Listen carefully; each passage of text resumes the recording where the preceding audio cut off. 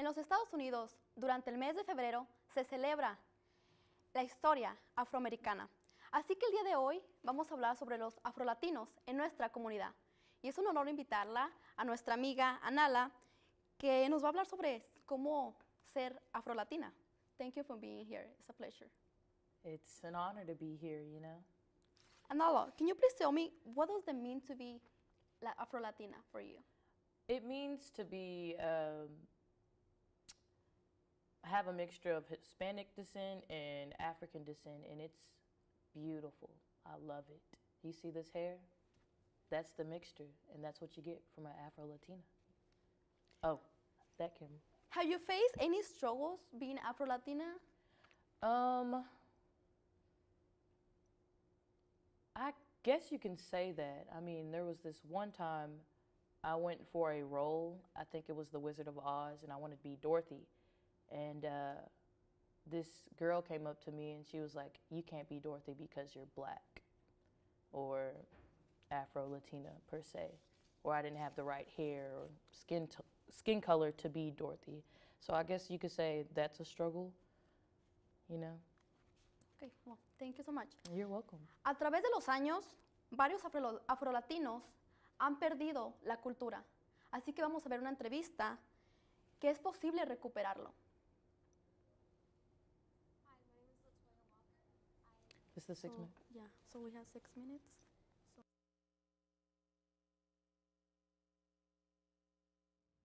To be an Afro-Latina is like having the best of both worlds, in my opinion, because not only do I have my African heritage, but then I have my Latina heritage, and like just seeing them both in like one person and being able to like move to one place to another, you kind of understand like what Africans go through, and you understand what Latinas go through, and you just, it's like in cultural embodiment, like you just learn so much, and you just, it's like a cultural enrichment experience. I just think it's really cool and amazing, all in all.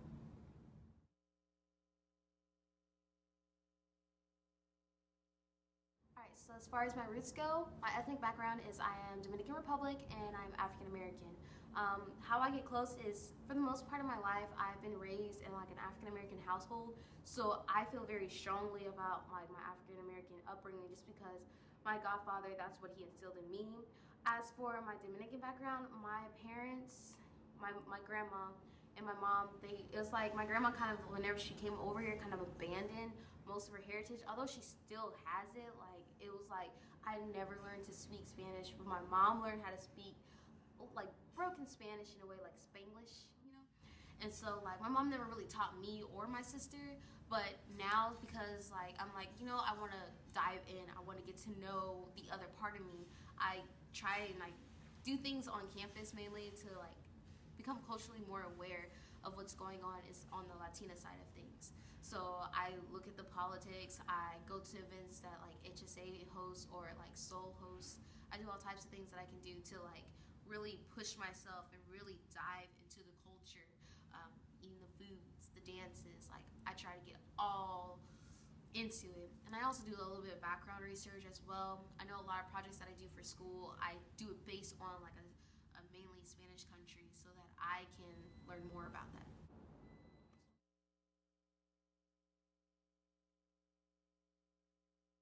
So I think one of my biggest struggles about being an Afro-Latina is like whenever I come out and I say I am an Afro-Latina, I get backlash from both sides.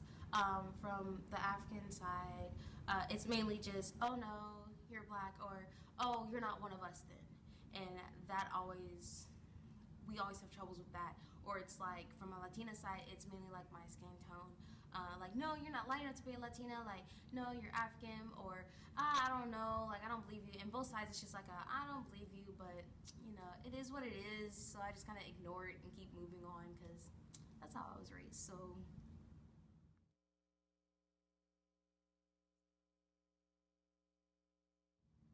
Okay, so this is kind of a long story, but I'll try to make it as short as possible.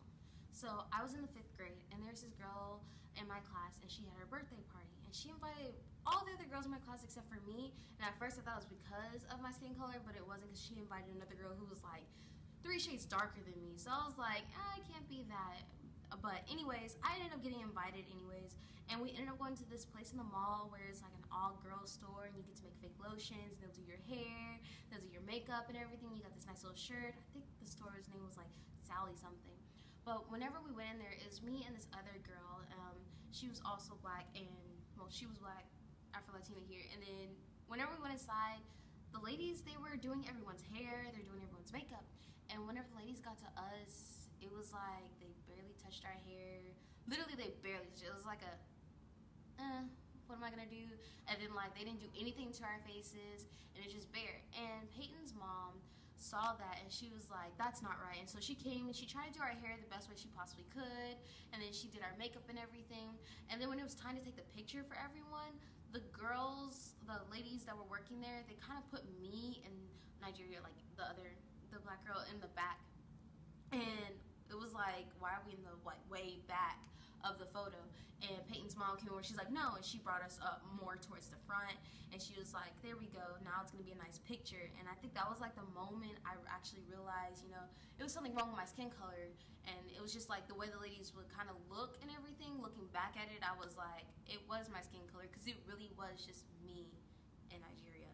We're the only ones who were treated that way. So that's when I realized I was a woman of color.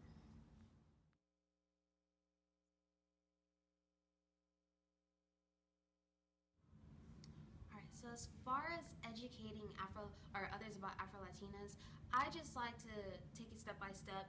I know a lot of people, they're shocked, like, oh really? And some people are like, oh okay, yeah. And then you have the ones that I said previously that are like, no, you're not. I'm like, listen, you gotta understand that, like, if you look at lineage, especially from the Dominican Republic, a lot of Dominican Republicans have their heritage from Africa. So it's like they were brought over to the Dominican Republic, and I try to explain that, you know, it's all about lineage, and even though as time has progressed, they've become somewhat of different. So I was like, okay, let me explain that part. And then I try to show them, like, you know, just because I look a certain way doesn't mean I am something, because we all know very well that even though your parents may look one way, your child can be a completely different way. Different skin tone, can be lighter, can be darker, and it's all just different. And I always say, just like, listen to the person. I don't think a lot of people necessarily lie about who they are at all, because I'm like, what's the need to? At the end of the day, we are all a big bowl of people. So I just try to give a little bit of history lesson whenever it's dealing with, are you sure you're an Afro-Latina? So yeah. A los que nos acaban de sintonizar, estamos aquí con Alana, que nos está educando y nos está hablando sobre nuestra comunidad afro-latina. Alana, can you please tell me more about the interview? What do you think? I thought it was great and relatable. Like, I remember her saying, what did she say?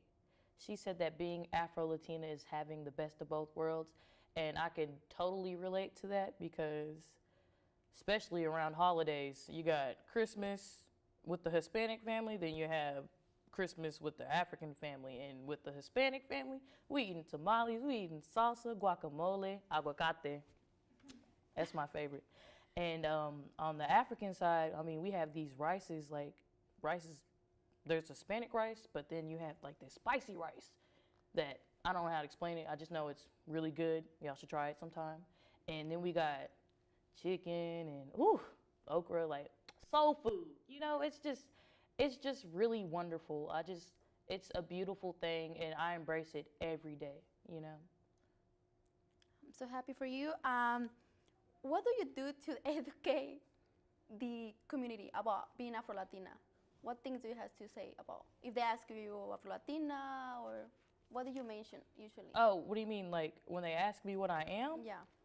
I'd say I'm a Blaxican. Like I just mix that in. They'll be like, a Blaxican? I'd be like, yeah, I'm African and Hispanic. And they're like, well, that's beautiful. And I'll be like, yeah, you know?